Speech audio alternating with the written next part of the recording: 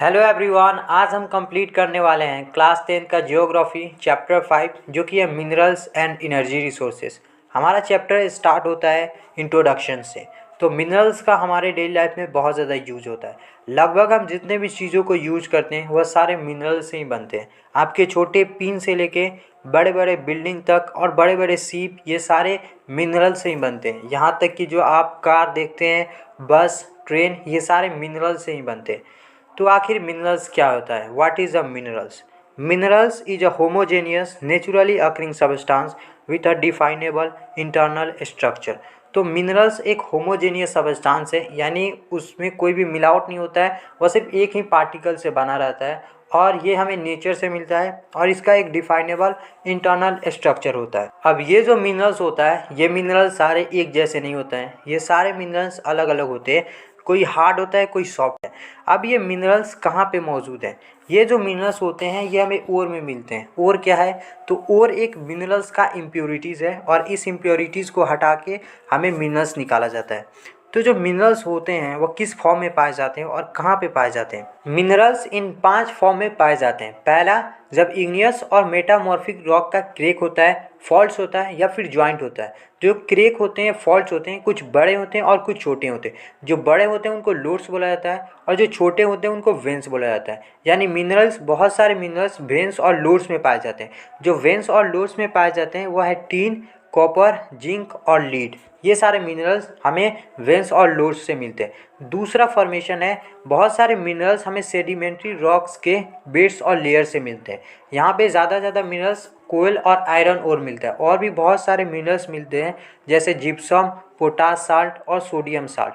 तीसरा फॉर्मेशन है, जब रॉक्स कहीं पे जाकर डिपॉजिट हो जाता है तो वहाँ पे एक बचता है residual mass of weather material और इसमें रहता है ओर और बॉक्साइट इसी तरीके से बनता है। फोर्थ फॉर्मेशन है, बहुत सारे मिनरल्स एलुवियल डिपॉजिट में रहते हैं। जो नदी के किनारे, समंदर के किनारे जो एलुवियल डिपॉजिट रहता है, उन एलुवियल डिपॉजिट में बहुत सारे मिनरल्स डिपॉजिट रहते हैं जैसे कि गोल्ड, सिल्वर, टीन और प्लैटिनम। ये सारे बहुत सारे प्रीशियस मेटल है। नंबर 5th फॉर्मेशन है, बहुत सारे मिनरल्स जो होते हैं वो हमें ओशियन वाटर से मिलते हैं। जो ओशियन वाटर से मिनरल्स मिलते हैं वह साल्ट, मैग्नीशियम, ब्रोमाइन, ये सारे मिनरल्स हमें ओशियन वाटर से मिलते हैं। अब बात करते हैं classification of minerals. So minerals को 3 पार्ट में क्लासिफाइड किया गया है। एक है मेटालिक मिनरल्स और दूसरा है नॉन मेटालिक मिनरल्स और तीसरा है एनर्जी मिनरल्स। तो हम एक एक करके इन सारे मिनरल्स को पढ़ते हैं। हमारा सबसे पहला मिनरल्स है मेटालिक मिनरल्स और मेटालिक मिनरल्स को भी 3 पार्ट में क्लासिफाइड किया गया है। पहला मिनरल्स है फेरस मिनरल्स। तो फेरस मिनरल्स ऐसे मिनरल्स होते हैं जिनमें आयरन मौजूद रहता है, जैसे आयरन ओर हो गया और मैग्नीज हो गया। तो अब हम बात करते हैं आयरन ओर की। तो जो आयरन ओर होता है वह इंडस्ट्रियल डेवलपमेंट का बैकबोन होता है। ये बैकबोन इसलिए होता है क्योंकि जितने भी इंडस्ट्रीज़ होते हैं, सारे इंडस्ट्रीज़ में आयरन का यूज होता है। कोई इंडस्ट्रीज़ आयरन को यूज करके कोई प्रोडक्शन करता है या फिर बहुत सारी इंडस्ट्रीज़ में जो मशीन रहते हैं वह आयरन से बने रहते हैं। तो आयरन एक इंडस्ट्रियल डेवलपमेंट का बैकबोन है। आयरन ओर 2 तरीके का होता है। एक होता है मैग्नेटाइट। तो मैग्नेटाइट में 70% आयरन ओर मौजूद रहता है और ये एक एक्सीलेंट मैग्नेटिक क्वालिटी रहता है इसका, यानी इसका सबसे ज़्यादा यूज़ इलेक्ट्रिकल इंडस्ट्रीज़ में यूज़ किया जाता है। दूसरा हेमाटाइट। तो हेमाटाइट ऐसे आयरन ओर होते हैं जिनमें 50 से 60% आयरन ओर मौजूद होता है और इसी आयरन को सबसे ज़्यादा इंडस्ट्री में यूज़ किया जाता है। अब इंडिया में आयरन ओर कहाँ पे मिलते हैं? तो इंडिया में उड़ीसा, झारखंड बेल्ट हो गया, महाराष्ट्र बेल्ट हो गया, इन जगहों पे आयरन ओर मिलता है। दूसरा हमारा फेरस मिनरल्स है मैग्नीज। तो मैग्नीज का यूज़ किया जाता है स्टील के प्रोडक्शन में और मैग्नीज का एलॉय बनाने में। लगभग 10 केजी मैग्नीज से 1 टन ऑफ स्टील का प्रोडक्शन होता है और इसे पाउडर फॉर्म में अगर मैग्नीज को कन्वर्ट किया जाता है तो इसे ब्लीचिंग पाउडर बनाया जाता है और इंसेक्टिसाइड्स और पेंट्स भी बनाया जाता है। सो मैग्नीज का भी बहुत ज़्यादा यूज होता है। सो मेटालिक मिनरल्स का दूसरा क्लासिफिकेशन है non ferrous minerals. Non ferrous minerals ऐसे मिनरल्स होते हैं जिनमें आयरन मौजूद नहीं रहता है। इसका एग्जांपल है कॉपर, बॉक्साइट, लीड, जिंक और गोल्ड। तो अब हम बात करते हैं कॉपर की।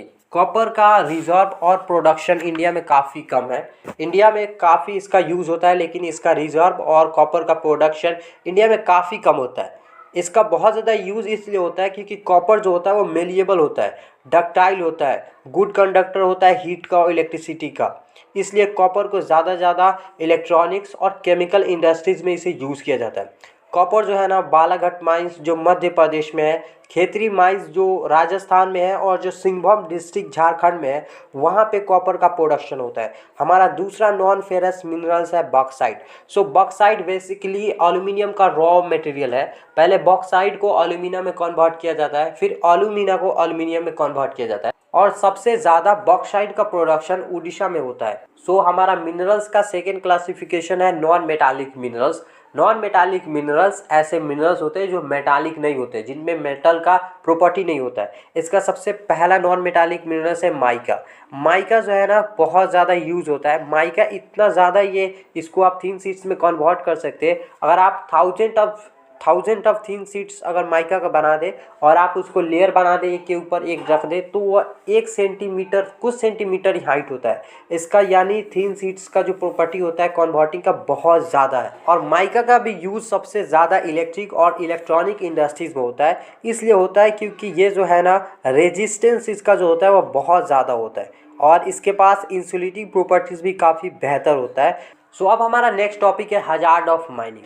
जो हजार्ड्स होता है माइनिंग का, वो दो लोगों पे सबसे ज़्यादा ये प्रभाव करता है, एक इन्वायरमेंट पे, या दूसरा जो माइनर्स वहाँ पे काम करते हैं।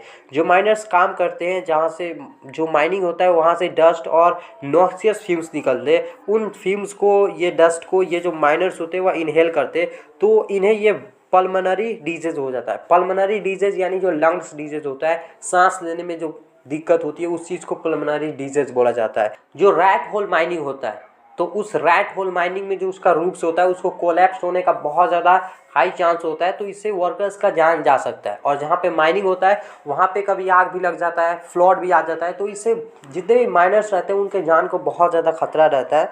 और जो इन्वायरमेंट रहता है इस पर क्या असर करता है, जो वाटर रिसोर्सेज रहते हैं, उन वाटर रिसोर्सेज में जो भी माइनिंग का वेस्ट रहता है उसको लिया कर सीधे यहाँ पे बिना ट्रीट किए वाटर में छोड़ दिया जाता है, जिससे वाटर कॉन्टामिनेट हो जाता है और वाटर जो है ना ये पॉल्यूटेड हो जाता है। सो नेक्स्ट टॉपिक है conservation of minerals. So conservation of minerals बहुत ज़्यादा इंपॉर्टेंट है। किसी भी चीज़ को कंजर्व करना बहुत ज़्यादा इंपॉर्टेंट है, क्योंकि मिनरल्स जो है ना हमारे अर्थ क्रस्ट में सिर्फ 1% अर्थ क्रस्ट है, यानी जो 100% अर्थ क्रस्ट है उसमें से सिर्फ 1% ही मिनरल्स है। सो मिनरल्स को कंजर्व करना काफ़ी ज़्यादा ज़रूरी है, क्योंकि बहुत सारे जो जितने भी चीज़ को प्रोडक्शन हो रहा है सारे मिनरल से ही हो रहा है। सो मिनरल्स को कंजर्व करना बहुत ज़्यादा ज़रूरी है।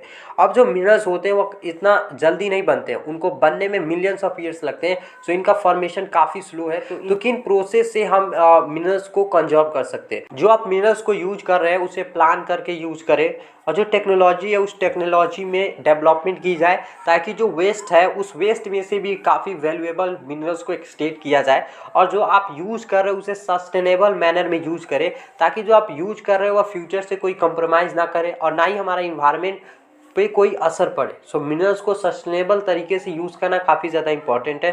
सो अब हमारा नेक्स्ट टॉपिक है एनर्जी रिसोर्सेज। हम अपने डेली लाइफ में जितने भी एक्टिविटीज़ को करते हैं उन सब एक्टिविटीज़ को करने के लिए हमें एनर्जी की रिक्वायरमेंट होता है, और उसी तरह जितने भी व्हीकल्स चलते हैं उन सब व्हीकल्स को चलने के लिए भी एनर्जी की रिक्वायरमेंट होता है। अब ये जो एनर्जी होता है ये फ्यूल मिनरल से बनता है। फ्यूल मिनरल्स जैसे कोयल हो गया, पेट्रोलियम हो गया। एनर्जी रिसोर्सेज को दो पार्ट्स में क्लासिफाइड किया गया है। एक है कन्वेंशनल सोर्स ऑफ एनर्जी। जो कन्वेंशनल सोर्स ऑफ एनर्जी होता है ये इन्वायरमेंट फ्रेंडली नहीं होता है, और ये बहुत ही लंबे समय से इसे हम यूज करते आ रहे हैं। ये नॉन रिन्यूएबल होता है, और इसका एग्जांपल है फायरवुड, केटल डंग, कोयल, पेट्रोलियम, नेचुरल गैस और इलेक्ट्रिसिटी। दूसरा है non conventional source of energy. जो non conventional source of energy है वह न्यूली डिस्कवर्ड है, और ये इन्वायरमेंट फ्रेंडली होता है, ये रिन्यूएबल होता है, और इसके एग्जांपल है solar energy, wind energy, tidal energy, geothermal energy, biogas और एटॉमिक एनर्जी। सो अब हमारा सबसे पहला कन्वेंशनल सोर्स ऑफ एनर्जी है कोयल। तो कोयल का इंडिया में बहुत ज़्यादा रिजर्व भी है, और इसका डोमेस्टिक और इंडस्ट्री दोनों जगहों में यूज़ किया जाता है। कोयल का फॉर्मेशन होता है प्लांट मटेरियल से। जब प्लांट मटेरियल्स डेट कर जाते हैं, मिलियन साल पहले कोई फॉरेस्ट होगा, वो फॉरेस्ट के जो प्लांट होंगे नीचे ज़मीन के अंदर गिर गए होंगे, डेट कर गए होंगे, तो उसके ऊपर मिट्टी आ गया होगा, वो अंदर बहुत अंदर डिपोजिट हो गए होंगे, और हीट और प्रेशर की वजह से वो कोयला में कन्वर्ट हो जाता है। आप इस इमेज को देख सकते हैं। तो क्या होता है, कोयल जो है ना वो अलग अलग तरीके का पाया जाता है। उसका जो वैरायटी होता है वो डिपेंड करता है उसके डिग्री ऑफ कंप्रेशन पे, उसके डेप्थ पे, और उसके टाइम ऑफ ब्यूरियल पे। सो कोयल जो होता है वो 3 तरीके का होता है। एक होता है लिग्नाइट। जो लिग्नाइट कोयल होता है वो ब्राउन कलर का होता है, और ये सॉफ्ट होता है, उसमें मॉइस्चर बहुत ज़्यादा होता है, और इसका यूज़ सबसे ज़्यादा इलेक्ट्रिसिटी को जनरेट करने में किया जाता है। तमिलनाडु में एक जगह है नेवेली, वहाँ पे लिग्नाइट कोयल का रिजॉर्व है। दूसरा हमारा है बाइटोमिनस कोयल। जो बाइटोमिनस कोयल होता है वह लिग्नाइट कोयल से थोड़ा बेहतर होता है, और जो हम कॉमनली जो कोयल यूज़ करते हैं वो बाइटोमिनस कोयल ही होता है, और इसका यूज़ सबसे ज़्यादा आयरन को पिघलाने में किया जाता है इंडस्ट्रीज़ में, यानी सबसे ज़्यादा यूज़ बाइटोमिनस कोयल का होता है। और थर्ड कोयल है एंथ्रासाइट। जो एंथ्रासाइट कोयल होता है सबसे बेस्ट क्वालिटी का कोयल एंथ्रासाइट ही होता है, और ये बहुत ज़्यादा हार्ड होता है। दूसरा हमारा कन्वेंशनल सोर्स ऑफ एनर्जी है पेट्रोलियम। जो पेट्रोलियम होता है ये फ्यूल प्रोवाइड करता है हीट और लाइटनिंग के लिए, और बहुत सारे मशीन के लिए लुब्रिकेंट्स भी प्रोवाइड करता है, और बहुत सारी इंडस्ट्री जो है ना और पेट्रोलियम को as a raw material use करते हैं। अब जो पेट्रोलियम रिफाइनरीज होता है, यानी पेट्रोलियम को जहाँ पे रिफाइन किया जाता है, वो जो इंडस्ट्रीज होता है पेट्रोलियम रिफाइनरीज, वह नोडल इंडस्ट्री की तरह काम करता है। नोडल इंडस्ट्री यानी एक मेन इंडस्ट्रीज है, और उस पर उसके आसपास बहुत सारी इंडस्ट्रीज है जो उस पर डिपेंडेंट है। और जो नोडल इंडस्ट्री ये है पेट्रोलियम रिफाइनरीज, और इस पर जो डिपेंडेंट इंडस्ट्रीज है वह है सिंथेटिक टेक्सटाइल, फर्टिलाइजर और बहुत सारे केमिकल इंडस्ट्रीज। अब पेट्रोलियम का फॉर्मेशन कैसे होता है आप इस इमेज को देख सकते हैं। जो एंटीक्लाइंस है, एंटीक्लाइंस क्या है? एंटीक्लाइंस एक ट्रायंगल जैसा शेप है, और जो रॉक का जो बीच का गैप है, इन दोनों के बीच में हमारा क्रूड ऑयल मौजूद रहता है। अब जो क्रूड ऑयल रहता है वो अर्थ के नीचे पाया जाता है, यानी अर्थ के इंटीरियर में पाया जाता है। अब अर्थ के इंटीरियर में बहुत सारे हीट होते हैं। अब जो हीट होता है वह जो हीट बाहर निकलते हैं, जो क्रूड ऑयल होता है उस क्रूड ऑयल को नेचुरल गैस में कन्वर्ट कर दे। सो अब हमारा नेक्स्ट टॉपिक है नेचुरल गैस। तो नेचुरल गैस का फॉर्मेशन कैसे हुआ हमने अभी बताया आपको। जो अर्थ के इंटीरियर से जो हीट निकलते हैं वो जो हीट होता है वो पेट्रोलियम को नेचुरल गैस में कन्वर्ट कर देता है। अब ये जो नेचुरल गैस होता है ये पेट्रोलियम के साथ पाया जाता है और पेट्रोलियम के बिना भी पाया जाता है। नेक्स्ट हमारा कन्वेंशनल सोर्स ऑफ एनर्जी है इलेक्ट्रिसिटी। और its per capita consumption is considered as an index of development. यानी आपने देखा होगा रूरल एरिया में वहाँ पे इलेक्ट्रिसिटी का सुविधा नहीं होता है, तो वह डेवलप नहीं है। यानी इलेक्ट्रिसिटी से ही हमें पता चलता है कि वो रीजन या कंट्री कितना डेवलप्ड। तो जो इलेक्ट्रिसिटी होता है वह दो तरीके से बनता है, एक हाइड्रो इलेक्ट्रिसिटी से और दूसरा थर्मल इलेक्ट्रिसिटी। जो हाइड्रो इलेक्ट्रिसिटी होता है उसे वाटर को फॉलो किया जाता है और फिर टरबाइन रोटेट करता है जिससे इलेक्ट्रिसिटी जनरेट होता है। और जो डैम्स रहते हैं, बहुत सारे बड़े बड़े प्रोजेक्ट रहते हैं, डैम्स रहते हैं, उन डैम से ये हाइड्रो इलेक्ट्रिसिटी इंडिया में हाइड्रो इलेक्ट्रिसिटी को जनरेट करने के बहुत बड़े बड़े प्रोजेक्ट जैसे Bhakra Nangal, Damodar valley corporation, the Kopili hydro project, ये सारे हैं जो हाइड्रो इलेक्ट्रिसिटी प्रोड्यूस करते हैं। दूसरा है थर्मल इलेक्ट्रिसिटी। तो थर्मल का मतलब होता है हीट, यानी हीट के मदद से जब इलेक्ट्रिसिटी को जनरेट करते हैं तो उसको थर्मल इलेक्ट्रिसिटी बोलते हैं। थर्मल इलेक्ट्रिसिटी में क्या होता है? थर्मल इलेक्ट्रिसिटी में नॉन रिन्यूएबल फॉसिल फ्यूल को यूज़ किया जाता है, जैसे कोयल, पेट्रोलियम और नेचुरल गैस। इनसे हीट बनाया जाता है और फिर टरबाइन को रोटेट किया जाता है। इंडिया में लगभग 310 बड़े बड़े थर्मल पावर प्लांट्स हैं। अब हम बात करने वाले हैं non conventional source of energy. Non conventional source of energy में हमारा सबसे पहला एनर्जी है न्यूक्लियर और एटॉमिक एनर्जी। न्यूक्लियर और एटॉमिक एनर्जी में क्या किया जाता है? न्यूक्लियर फिजन कराया जाता है और न्यूक्लियर का एटम को चेंज किया जाता है। न्यूक्लियर के एटम को अल्टर जब किया जाता है, जब न्यूक्लियर फिजन होता है तो बहुत सारे हीट जनरेट होते हैं और फिर उन हीट के मदद से इलेक्ट्रिसिटी को जनरेट किया जाता है। न्यूक्लियर और एटॉमिक एनर्जी का प्रोडक्शन यूरेनियम और थोरियम से होता है, और यूरेनियम और थोरियम झारखंड में अवेलेबल है, और अरावली रेंज जो राजस्थान में वहाँ पे ये अवेलेबल है, और जो मोनाजाइट सैंड केरला में वहाँ पे भी बहुत ज़्यादा थोरियम है। अगला हमारा non conventional source of energy है सोलर एनर्जी।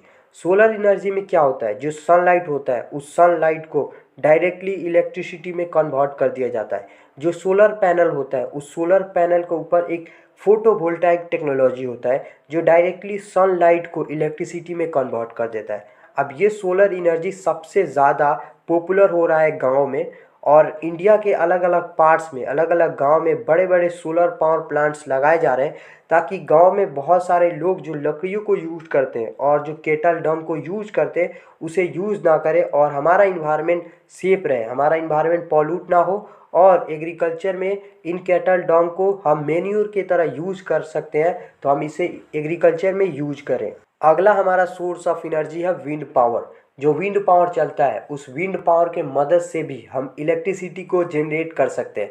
टरबाइन लगाया जाता है, और जब विंड चलता है, तेज़ी से जब विंड चलता है तो टरबाइन रोटेट होता है, फिर इलेक्ट्रिसिटी का जनरेशन होता है। इंडिया में तमिलनाडु एक जगह है, वहाँ पे नागरकोइल से मदुराई तक एक बहुत बड़ा विंड फार्म क्लस्टर है, जहाँ पे बहुत अच्छे तरीके से विंड पावर का जनरेशन किया जाता है। इसके अलावा आंध्र प्रदेश, कर्नाटका, गुजरात, केरला, महाराष्ट्र और लक्षद्वीप ये कुछ इम्पॉर्टेंट जगह है जहाँ पे विंड फार्म्स है। और नागरकोइल और जैसलमेर ये दो जगह है जहाँ पे इफेक्टिव तरीके से विंड एनर्जी का देश में कंजप्शन होता है। अगला हमारा सोर्सेस ऑफ एनर्जी है बायोगैस। तो बायोगैस में क्या होता है, जो सर्प्स होता है और जो खेतों का वेस्ट होता है, एनिमल और ह्यूमन का वेस्ट को यूज़ करके बायोगैस का प्रोडक्शन होता है। जो बायोगैस बनता है वो डोमेस्टिक कंजप्शन के लिए गांव में इसका यूज़ किया जाता है। जो बायोगैस प्लांट होता है वो म्युनिसिपल, कोऑपरेटिव और इंडिविजुअल लेवल पर सेटअप किया जाता है। और जो प्लांट केटल डंग को यूज करता है उसको बोला जाता है गोबर गैस प्लांट। और गोबर गैस प्लांट ज़्यादातर गांव में देखने को मिलता है और इसका बेनिफिट्स होता है फार्मर को। ये एक फॉर्म ऑफ एनर्जी होता है और दूसरा ये मैन्यूर का क्वालिटी को इम्प्रूव कर देता है। अगला हमारा सोर्स ऑफ एनर्जी है टाइडल एनर्जी। जो टाइड होता है, ओशियानिक टाइड होता है, उस ओशियानिक टाइड से भी हम इलेक्ट्रिसिटी को जनरेट कर सकते हैं। ओशियानिक टाइड्स में क्या होता है, बहुत ज़्यादा जब वाटर का फॉलो होता है तो एक गेट बनाया जाता है और जब वाटर का फॉलो होता है तो वह वाटर गेट के अंदर चला जाता है और एक टरबाइन लगाया रहता है और वह टरबाइन रोटेट होता है, फिर इलेक्ट्रिसिटी का जनरेट होता है। फिर गेट को जब बंद कर दिया जाता है तो वाटर उसमें रिजॉर्ब हो जाता है। फिर जब गेट को खोला जाता है, फिर जब वाटर बाहर निकलता है तो फिर टरबाइन रोटेट होता है और फिर से इलेक्ट्रिसिटी का जनरेशन होता है। इंडिया में जो गल्फ ऑफ खंबत है और जो गल्फ ऑफ कूच है गुजरात में, और भी बहुत सारे जगह है जैसे वेस्टर्न कोस्ट और गैंगेटिक डेल्टा जो सुंदरबन रीजन में, और जो वेस्ट बंगाल है, वहाँ पे बहुत सारा आइडियल कंडीशन है टाइडल एनर्जी को यूटिलाइज करने के लिए। नेक्स्ट हमारा non conventional source of energy है जियोथर्मल एनर्जी। जियोथर्मल एनर्जी में क्या होता है, अर्थ इंटीरियर के हीट से इलेक्ट्रिसिटी को प्रोड्यूस किया जाता है।